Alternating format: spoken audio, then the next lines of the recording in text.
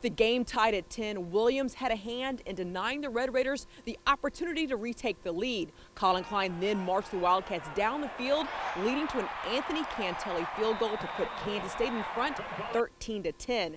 The Wildcats are 156-5 when leading at halftime since 1990. We need to do what we do and be what we're about and try to do it as well as we possibly can. The Wildcats put up 280 yards of offense in the second half, shooting holes in the Big 12's top-rated defense. It was just, again, a great team effort of hanging in there together and, when things weren't going so well at the beginning, to just hang in there and it'll come. We hear a lot of time about we're a fluke, we're a mediocre team, but we don't let that get to us. We just play every game like we play every week. We go to practice every week, practice hard, prepare, and we just have to prepare for the next team. You keep it between the white lines, just focus, taking one game at a time, and just don't worry about what everybody say, worry about the media and all that. Kansas State scores on 8 straight possessions to beat Texas Tech 55-24. It's the 5th time this season the Wildcats have scored more than 50 points. Kansas State is now 5-0 in the Big 12, the first time that has happened since 1999. In Manhattan, Kenitra Pulliams, Time Warner Cable, Metro Sports.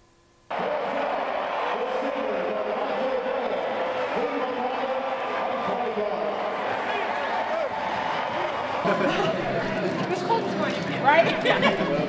How about next year? Yeah.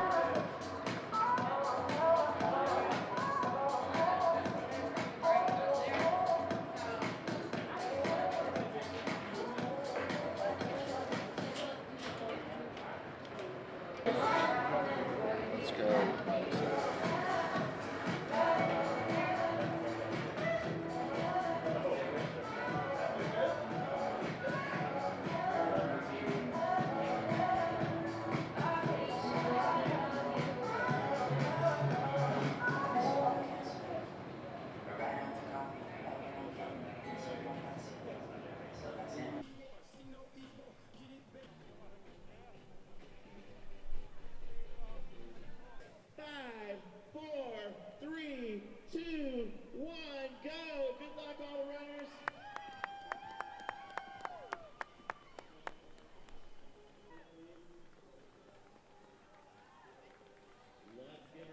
Finisher, a big round of applause. He crosses that finish line. She the champion. All right.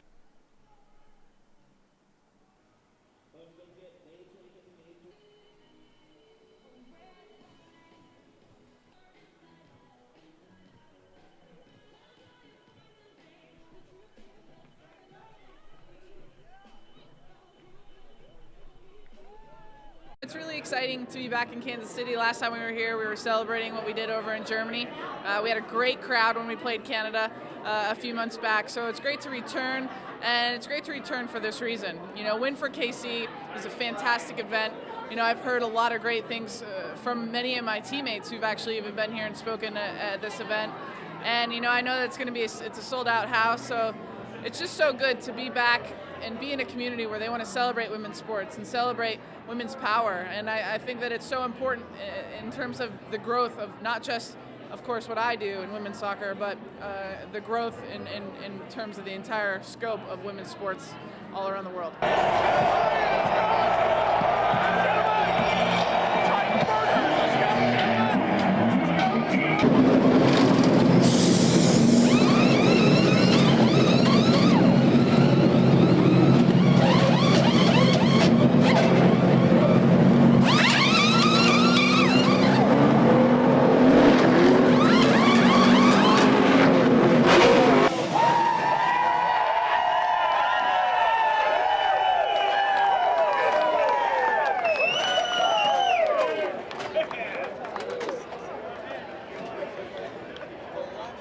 So it's really kind of a good thing.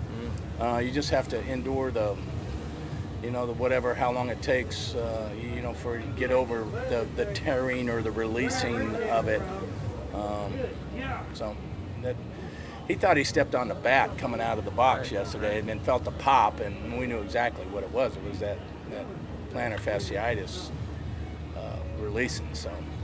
Well, it's our favorite time of year, heading to Kansas City for the Big 12 tournament. A little undermanned after the news of Doak's knee injury. How do we approach the game with no Doak for hopefully only 3 games? Well, we're going to approach it just like we would if we didn't have Devontae or Malik or whoever, next man up. And you know, he's obviously a huge focal point. I don't know if there's 2 guys on one team in America that's probably, you look at us and say, 2 players would be more valuable to a team than Devontae and Doak would to us, because our depth situation. But also it gives Mitch and Silvio an opportunity to show what they can do. And a lot of times, you know, guys rise to the occasion when opportunity's given. So I'm excited for those guys. I'm disappointed for Doak. I'm disappointed because 2 years in a row. Still cutting down the nets here. You know, maybe that'll be the best thing for our team. We need Doak back, and hopefully he'll be back on the court this week. But maybe it's the best thing for our team to give Mitch and Silvio ample minutes and have to play when it counts the most. But, you know, we played with a smile on our face today. We played with personality, you know, just the polar opposite of how we were last night. I think maybe the win last night, as ugly as it was just one of those things that maybe we can just forget about everything and just go play and have fun today. And don't worry about the NCAA tournament. Don't worry about disappointing folks. Go out and play for each other and see what happens. I think you have to manage it. I don't think you want to put that much – I don't think anybody needs to put that much pressure on themselves. I think you got to be realistic about it too. You know, there's just going to be days that don't work out, and you may or may not have the fastest car. But you know, I think today is I love days like today because the message that it sends is we aren't going to quit, we didn't quit, and we won. So, you know, that sends the message. The guys on the team, the guys in the shop, you know, and it sends a message to competitors. So it's you know, it's fun to never be counted out, and that's really what you want. But you know, you still have to be realistic about it, and it's still 1 week at a time. I think we know the potential of the things that we're doing, and you know, the cars that we're putting on the racetrack, and you know, but there's going to be weekends where it just doesn't work out, and you know, I think that's the experience part of the team and the organization that you look at and say, you know, we can handle a 7th. That's okay. Saturday night, the elevator broke under the extra crunch of media attention. Kansas State rose to the challenge, and now the Wildcats have climbed to number 2 in the BCS standings, their highest ranking ever. What's so special about this team is you don't have a bunch of guys talking about that, and you really don't hear that a whole lot in our locker room, is any talk about that kind of stuff, because you know, we realize that we got a long ways to go. While a BCS championship is a long-term goal, a conference title is within reach for the only current undefeated Big 12 team. Oh, that's at the top of the list. I believe we only have one of those, you know, as a school, and so it'd be an honor to earn another one of those. That's what we're thinking about. We're getting ahead of ourselves. In this conference, there is no easy games, and we still got 4 huge tests left.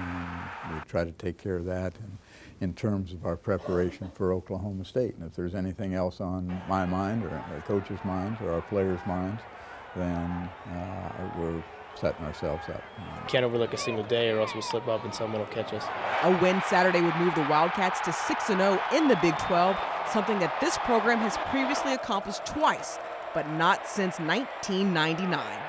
In Manhattan, Kenitra Pulliams, Time Warner Cable, Metro Sports.